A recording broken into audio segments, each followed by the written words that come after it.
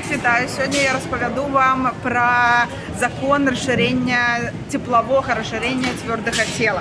Ви можете побачити ось цю панель, яка у нас є.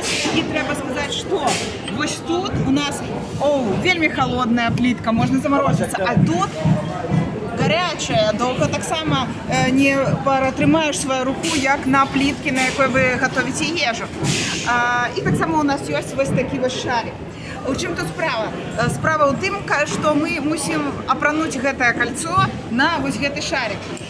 Прямо цяпер гэтая плитка холодная, і мы вельмі холоднае металлічнае кольцо апранаем на шарик.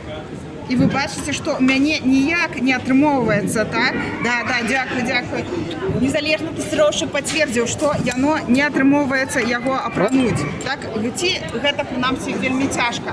Мы ўжо часткова нагрэлі яго. Дык што адбываецца, так? Пабачым, калі пакладзем на гарячую плітку кольцо. Яно мусіць троху нагрэцца. Мы можем яго перегарнуць, як блінчык, так, падсмажыць. І цяпер апранаем яго. Яно лёгка апранаецца і здымаецца. Так, можем яшчэ троху пратрымаць, каб пасля паўтарыць эксперымент. Што адбываецца тут? Справа ў тым, што мы маем справу з цвёрдым целам. Класічным прадставителем для цвёрдага цела з'яўляюцца некаторыя металы. І мы выкарыстоўваем металы, бо металы складаюцца з крысталічнай рашоткі. І адбываецца такая з'ява, што малекулы, атамы, метал складаецца з атамаў, атамы пачынаюць больш вагацца побач са сваім палажэннем раўнавагі, і менавіта з-за гэтых ваганняў цела пашырае свой аб'ём.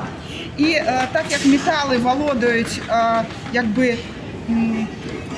такім свойствам, што яны захоўваюць сваю форму, то з-за таго, што атомы вагаюцца побач з палажэннем раўнавагі, гэтае цела не губляе свой аб'ём. Так? Яно не губляе, але вы можете пабачыць, што яно сціскаецца ці расширяецца. Такое немагчыма зрабіць з вадкасцю, таму што вадкасць не захоўвае свайго аб'ёму, і тое ж самае немагчыма зрабіць з газам.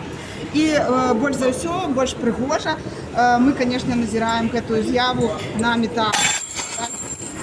Законы расширения твердого тела.